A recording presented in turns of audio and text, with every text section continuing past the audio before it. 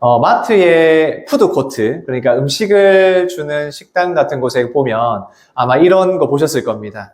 음식에 그 모형들이 이렇게 되어 있고, 그 중에서 맛있는 음식을 골라서, 이 음식은 맛있겠다라고 선택할 수 있도록 전시를 해 놓은 것입니다. 그러나 이 음식을 해 놓은 게 모형이라는 거 다 잘 알고 계시지 않습니까? 이 음식의 모형을 보면서 그래. 이 음식은 이런 맛이겠구나. 이런 재료가 들어갔을 거고, 이렇게 먹을 수 있겠구나라는 걸 생각을 하게 됩니다.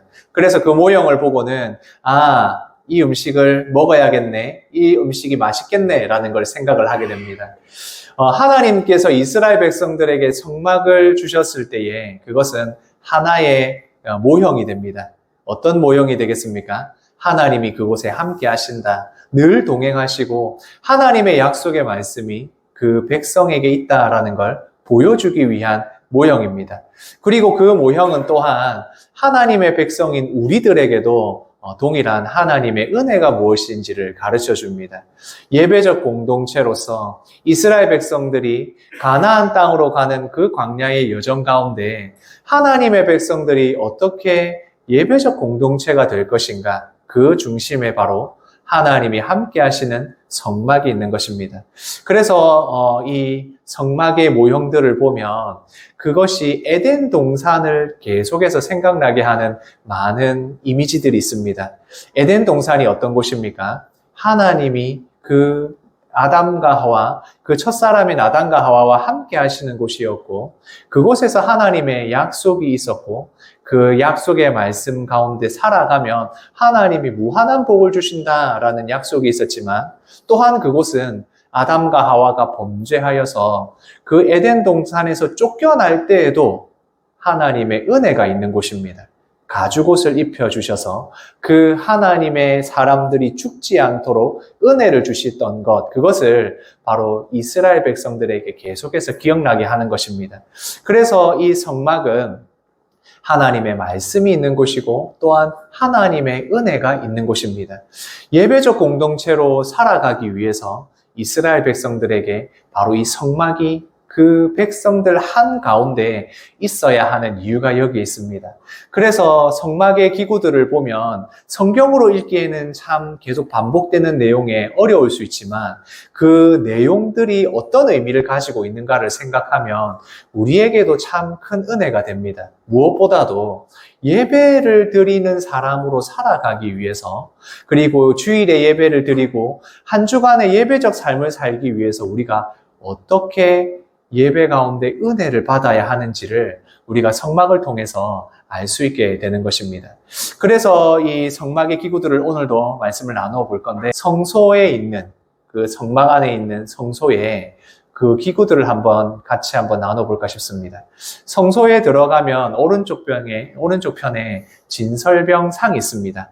이 진설병상도 마찬가지로 고리가 있어서 그 금고리에 꿰어서 옮겨갈 수 있도록 만들어져 있습니다. 그 진설병상은 그 이름대로 그 위에 떡을 두게 되어 있습니다. 떡은 전부 다 12개를 놓게 됩니다.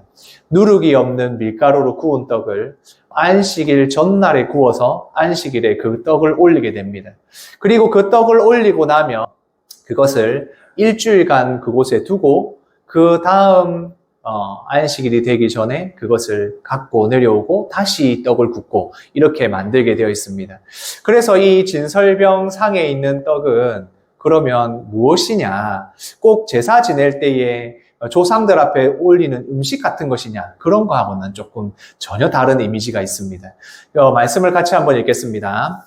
상위에 진설병을 두어 항상 내 앞에 있게 할지니라. 하나님께서 이 진설병에 그 떡을 어떻게 두어야 된다고요? 항상 두어야 된다. 그러면 하나님께서 그걸 보시면서 아주 흡족해 하시면서 하나님이 드실 것 이렇게 하느냐? 그렇지 않습니다.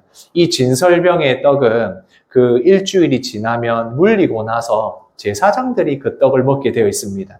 그래서 이 떡을 먹는 것은 누가 먹는다? 바로 제사장들이 먹는다. 제사장은 누구의 대표입니까? 백성들의 대표입니다. 그러니까 이 떡을 먹는 주체는 누구냐? 바로 백성들이 먹게 되어 있다는 것입니다. 그래서 이 12개의 떡이 상징하는 것은 바로 12지파, 이스라엘 전체 백성들을 이야기합니다. 이 이스라엘 백성 전체가 여호와 하나님 앞에 있을 것이고, 또한 그 백성들이 이 떡을 먹음으로 말미암아 언약의 잔치가 베풀어진다라는 걸 말해줍니다. 하나님께서 시내산에서 언약을 주셨을 때 그것을 이스라엘 백성들과 함께 마지막에 뭘 합니까? 함께 먹고 마셨던 거 기억이 나실 겁니다. 바로 이 떡은 하나님의 언약의 잔치가 이루어진다라는 것을 우리에게 보여주는 것입니다. 그래서 그 떡이 항상 있다라는 것은 하나님의 언약이 영원하다라는 약속이기도 합니다. 그리고 이것을 예수님께서 제자들과 함께 마지막 만찬에서 예수님의 몸을 나누시고 예수님의 피를 나누시는 그것을 통해서 언약의 잔치가 계속된다라는 걸 말씀해 주셨죠. 그래서 우리가 성찬식을 행할 때에 이것은 예수 그리스도의 몸과 피를 흘려주신 그 구원의 은혜, 그 고통, 고난도 생각을 해야 되지만 어떤 생각을 해야 되겠습니까? 언약의 잔치다. 우리가 하나님이 주신 이 약속의 구원의 은혜의 잔치에 참여한다라는 그것도 생각을 하셔야 되는 겁니다. 이렇게 이 진설병을 앞에 두고 있는 것입니다. 잔치에는 우리나라도 떡이 빠지면 안 되지 않습니까? 원로 목사님 항상 뭔가 교회 행사 있으면 떡 해야 된다, 떡 해야 된다고 하시는데 잔치에 떡이 빠지면 섭섭하지 않습니까? 마찬가지로 이 언약의 떡이 있어서 하나님 앞에 이 약속이 이루어지고 잔치가 베풀어졌던 것, 그것을 기억나게 하는 그 진설병의 상이 바로 앞에 있는 것입니다. 말씀을 같이 읽겠습니다. 안식일마다 이 떡을 여호와 앞에 항상 진설할지니 이는 이스라엘 자손을 위한 영원한 언약이니라. 하나님께서 어떻게 말씀하십니까? 이 떡을 놓음으로 말미암아 영원한 언약이 될 것이다. 이스라엘 자손을 향한 하나님의 약속이 영원하다는 증거가 된다라고 말씀하십니다. 그래서 이 진설병의 떡을 보면서 그리고 제사장이 대표로 먹으면서 그것을 확인하는 그런 자리가 되는 것입니다. 이스라엘 백성 전체가 여호와 하나님 앞에 있다. 여호와 하나님이 그들을 지켜보고 계신다라는 이미지와 함께 하나님의 백성들이 먹고 마심으로 하나님의 이 언약 잔치에, 천국 잔치에 참여하게 된다. 이것을 말씀해 주는 것입니다. 그래서 예수님께서 다시 오실 그 영원한 때까지 이것을 기념하라 하여서 우리가 성찬식을 행하는 이유이기도 한 것입니다. 언약의 잔치에 참여하는 것, 이런 이미지를 같이 가지면 좋겠다 싶습니다. 그래서 우리는 새로운 잔치를 소망하게 됩니다. 우리가 성찬을 하면서 그리고 우리가 떡과 포도주를 나누면서 기억을 하는 것입니다. 예수님이 다시 오시는 그때의 영원한 천국 잔치에 우리를 초청하시는구나. 하나님의 약속이 우리 가운데 있구나. 예수님으로 인하여 주신 약속이 영원하구나. 라는 걸 알게 되는 것입니다.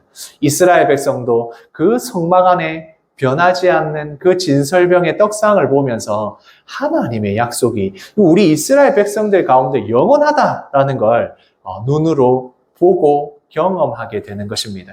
그래서 하나님은 이 진설병 떡상을 통하여서 이런 이미지를 가지게 하십니다. 그리고 진설병 떡상의 맞은편에 있는 순금으로 등대를 만들어라 라고 하십니다. 순금 등잔대 아니면 정금 등대라고도 부르고 메노라라고도 부르기도 합니다.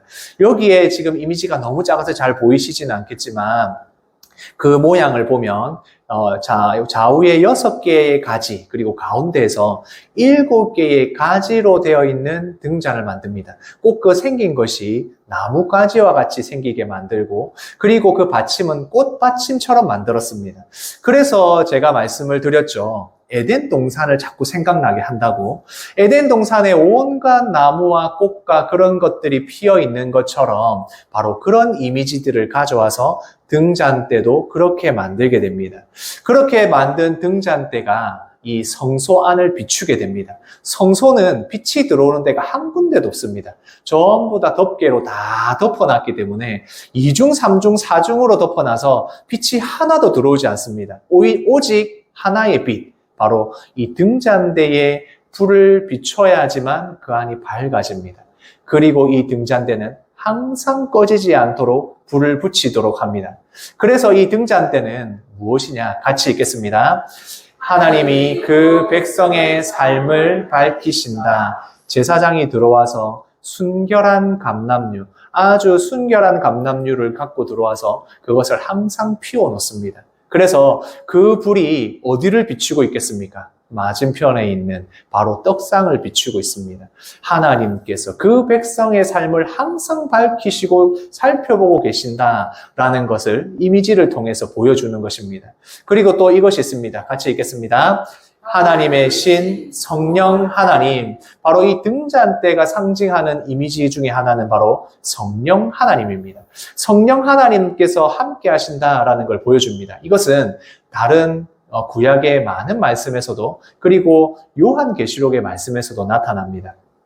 스가랴에게 하나님께서 환상을 보여주셨습니다. 그 환상을 보여주셨을 때 순금으로 된 등잔대를 보여주셨습니다. 그래서 스가랴 선지자가 이게 무엇입니까? 라고 묻습니다. 그러자 뭐라고 대답을 하셨느냐면 이것은 사람의 힘으로도 되지 않고 능력으로도 되지 않고 오직 나의 영, 나의 신으로 된다라고 말씀합니다.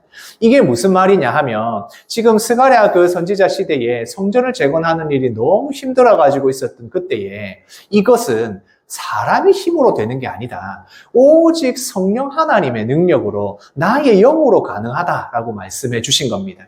그래서 그 순금 등잔대를 보면서 그 이야기를 하시는 건 성령 하나님이 함께 하신다면 그 능력이 있을 때에 그 백성들을 하나님이 밝혀 보여주시는 그 성령 하나님의 능력으로 가능하다라고 말씀해 주시는 것입니다. 왜 성령 하나님일까를 생각해 보면 모세가 떨기나무 아래에서 하나님 앞에 소명을 받았을 때에 그 불타는 불길 가운데서 타오르지만 나무는 타지 않은 그 불길 가운데 하나님이 소명을 주시고 모세를 부르십니다. 하나님께서 이 불길 가운데에 하나님의 뜻이 무엇인지를 가르쳐 주시고 그 능력이 무엇인지를 말씀해 주시고 앞으로 나아갈 수 있게 모세에게 사명을 주셨습니다.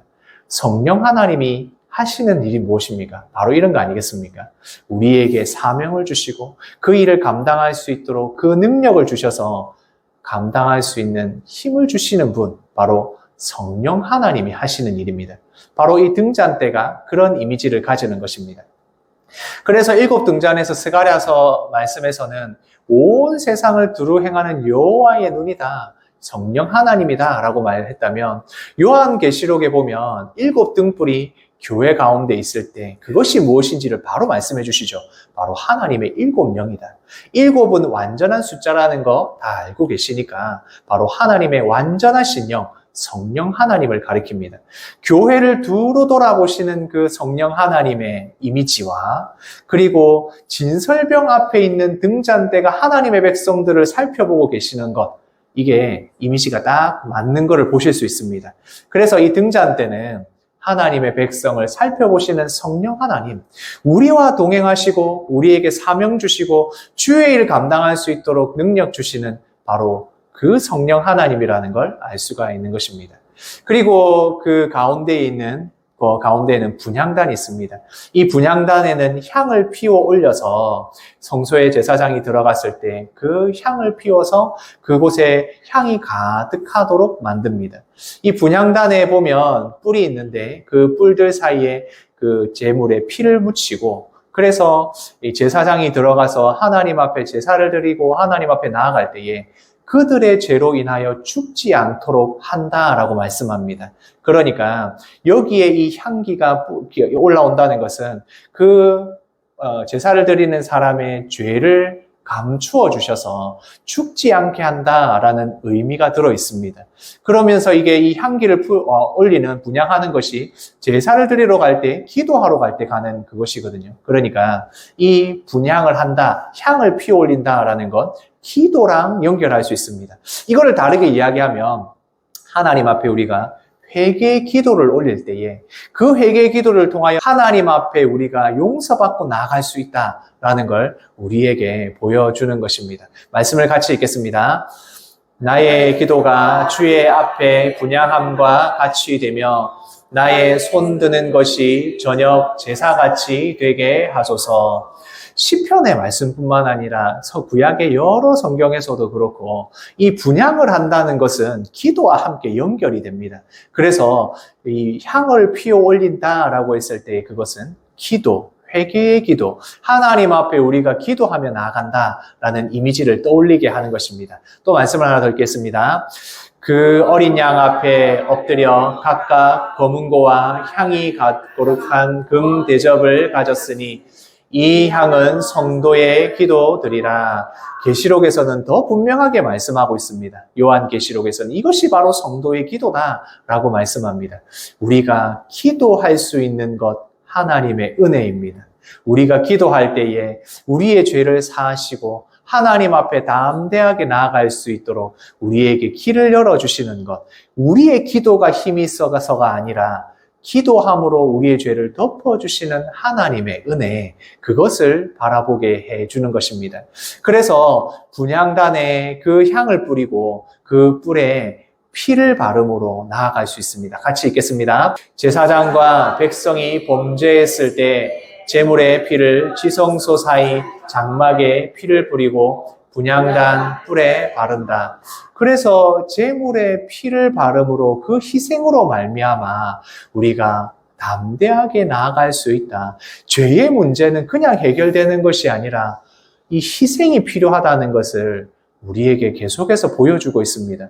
이스라엘 백성들에게 죄가 얼마나 큰 것이냐, 죄를 짓는 것이 얼마나 무서운 것인가를 알려주는 방법으로 바로 희생이라는 것을 통해 보여주시는 겁니다. 희생이 없이는 죄 용서가 없다라는 걸 분명하게 보여주시는 겁니다. 그래서 죄를 짓는다는 것이 어떤 것인지, 예배적 공동체에서 우상을 섬기고 다른 길로 간다는 것이 어떤 것인지를 분명하게 보여주는 것입니다. 분향단에 나아가 회개의 기도를 올려드리고 그 희생의 제물들의 피를 바르지 않으면 하나님 앞에 용서받을 수 없다. 이 죄의 문제가 해결되지 못한다는 걸 계속해서 보여주시는 겁니다. 이 이스라엘 백성들에게는 이 모든 것이 다 연결이 됩니다. 시내산에서 하나님께서 그 백성을 만나 주실 때에 하나님이 임재하실 때 어떤 모습이었습니까? 연기가 자욱해서 구름이 가득해서 보이지 않더라. 왜 하나님이 보이지 않도록 안개가 자욱하게 했을까요?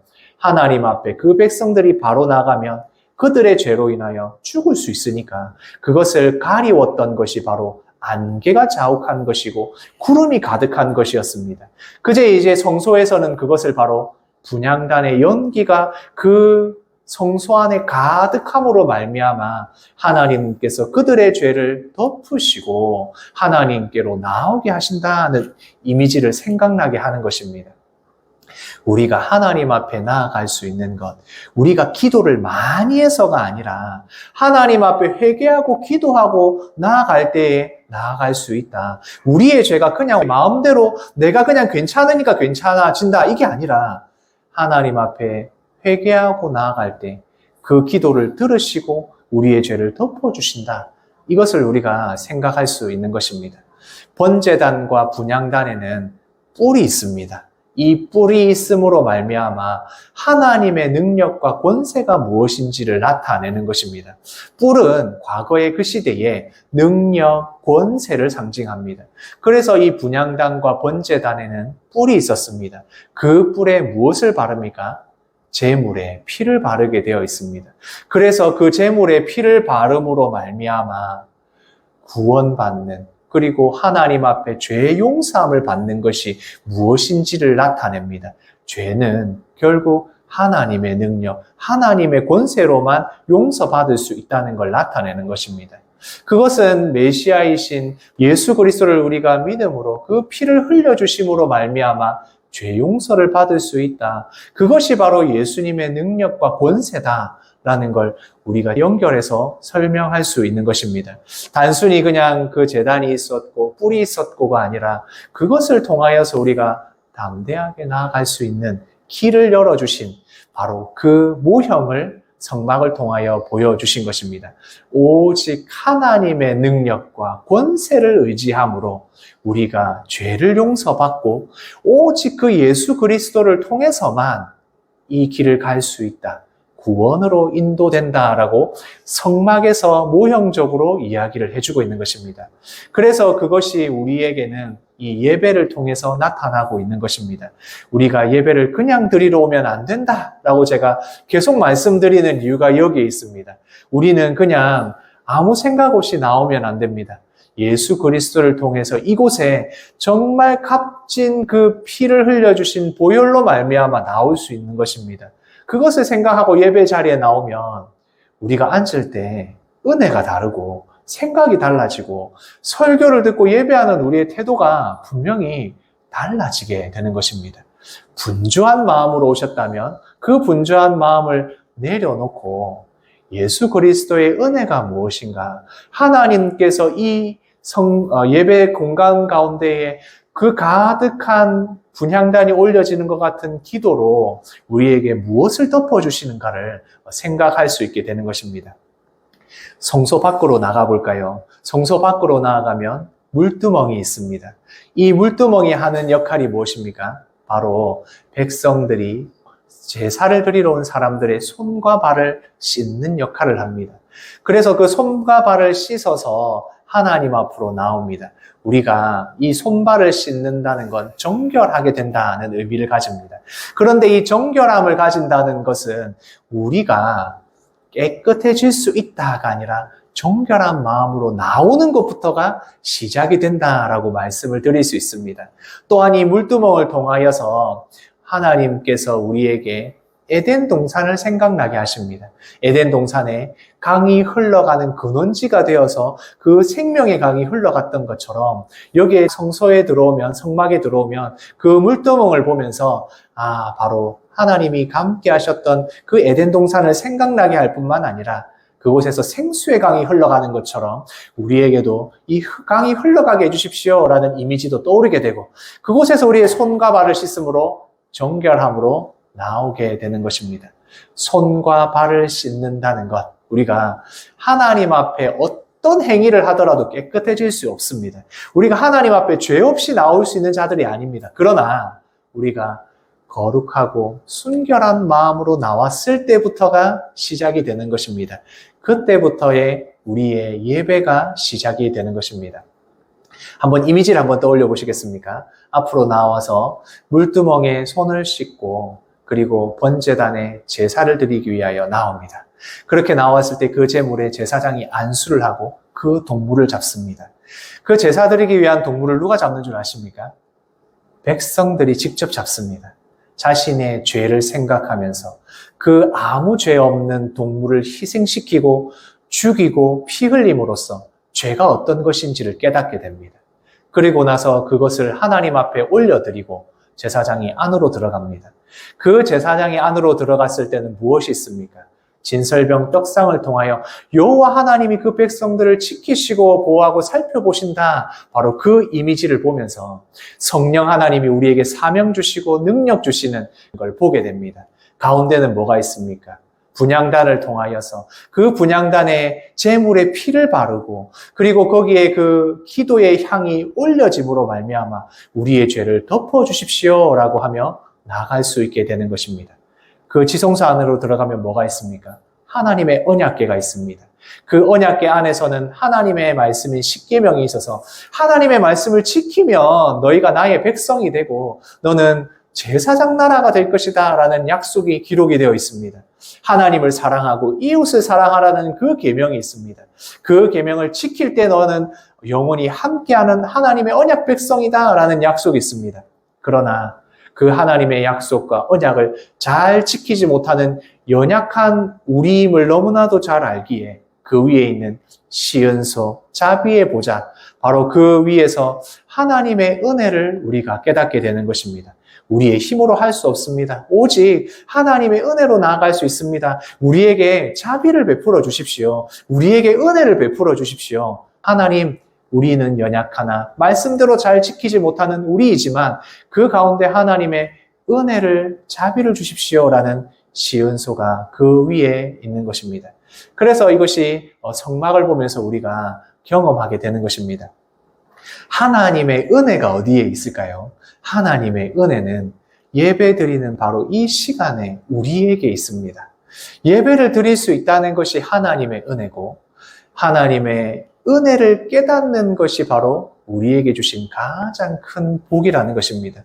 예배는 그냥 드려지는 것 같지만 성막의 모형을 통해서도 그렇고 모든 말씀을 통하여서도 그렇고 우리에게 주시는 분명한 은혜가 있습니다. 그것은 죄 용서함과 예수 그리스도를 통한 구원의 은혜입니다. 이 두 가지가 바로 우리의 예배에서 가장 중요한 부분입니다. 이것이 빠지면 안 되는 것입니다. 우리가 어떤 마음으로 예배의 자리에 나와야 하고 또 예배를 드리고 어떤 마음으로 한 주간을 살아야겠습니까? 우리의 중심을 보시는 하나님께서 우리에게 무엇을 원하시는가 한번 생각을 해보시면 좋겠습니다. 우리 집 자녀들이 생일 때가 되어가면 생일 선물을 고민하게 됩니다. 저나 저희 아내는 좀 필요한 걸 사주고 싶습니다. 여러 가지가 있지 않겠습니까? 옷이나 아주 지금 필요한 필수품이나 신발이나 가방이나 이런 걸 사주고 싶은데 꼭 우리 아이들은 원하는 게 저희가 볼 때는 정말 필요 없을 것 같은 장난감, 액세서리 이런 걸 자꾸 사달라고 하는 겁니다. 그러면 이제 거기서 합의를 해야 되겠죠. 결국에는 어떻게 되겠습니까? 장난감을 사주게 되고 액세서리를 사주게 되고 이런 걸 사주게 됩니다. 그런데 진짜 주고 싶은 것은 무엇이냐? 옷 사주고 싶고 추우면 안 되니까 따뜻한 옷 사주고 싶고 그리고 필요하니까 신발 사주고 싶은데 사달라고 하는 장난감들을 사줄 수밖에 없는 것 같습니다. 그러나 진짜 필요한 것들은 결국에 나중에는 다 사주게 되죠. 그래서 저는 이걸 보면서 그 생각을 하게 됩니다. 우리는 예배를 드린다고 하지 않습니까? 우리가 예배를 통해서 무엇을 드리고 계십니까? 하나님께서 우리의 무엇을 받고 계십니까? 내가 드리고 싶은 것을 혹시 드리고 있지 않습니까? 내가 받고 싶은 것을 원하지 않습니까? 하나님 복 주십시오. 하나님 성공해야 됩니다. 하나님 돈 주십시오. 물론 하나님은 우리의 이런 기도를 들으십니다. 그런데 진짜 하나님이 우리에게 뭘 주고 싶어 하실까? 저는 가만히 생각해 보니까 하나님이 우리에게 주고 싶어 하는 것이 예배를 통하여 분명히 있다고 생각합니다. 하나님 나한테 주십시오라고 하는 것은 어쩌면 아이들이 떼쓰는 기도일 수 있겠다 생각이 듭니다.